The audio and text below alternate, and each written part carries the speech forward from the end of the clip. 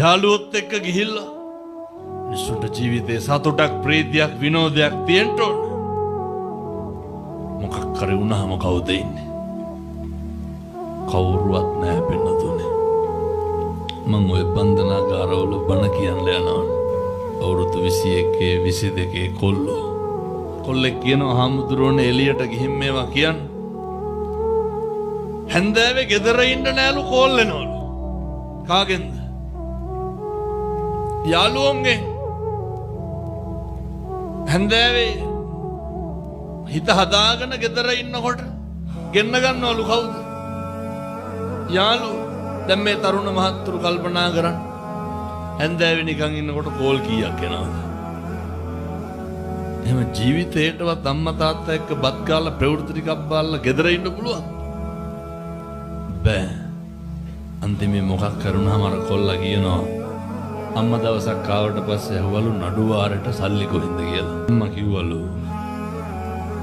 කරාඹු දෙක උකස් තියන්න ගියා උකස මදි සින්නට වික්කා කියලා. කොල්ලා කියනවා හාමුදුරනේ අපහම්බෙලා ගියාට පස්සේ මුළු අම්මගේ තාත්තගේ ජීවිතේ සම්පූර්ණයෙන් ගොඩ දානවා මිසක්කල් අය බීඩියක් සිගරට්ටයක් බොන්නේ නැහැ කිව්වා. ඇයි මොකක් කරේ වුණාම කවුරුවත් නැහැ. ඔය ජීවිතේ දුක් වුණා නම් දුක්ුනේ අපි වෙනුවෙන්ද අම්මා තාත්තා වෙනුවෙන්ද මේ කොහෙවත් නැහැ උන් වෙනුවෙන්ද? ජීවිතේට අම්මා තාත්තා වෙනුවෙන් අඬලා දිනනවා. කේන්ති ගත්තා නම් කේන්ති ගත්තේ කවුරු වෙනුවෙන්ද? අම්මා තාත්තා හින්දා. ජීවිතේ අපි හිතලා තියන්නේ අපේ අම්මා තාත්තගේ අනාගතේ මගේ අනාගතේ මේ කොහෙවත් යන මිනිස්සුන්ගේ. ඒ හින්දා කාටවත් පේන්න නෙමෙයි. අර නිසි කල නිසි වයසට ආවට පස්සේ ඕන එකක් කරන්න පුළුවන්.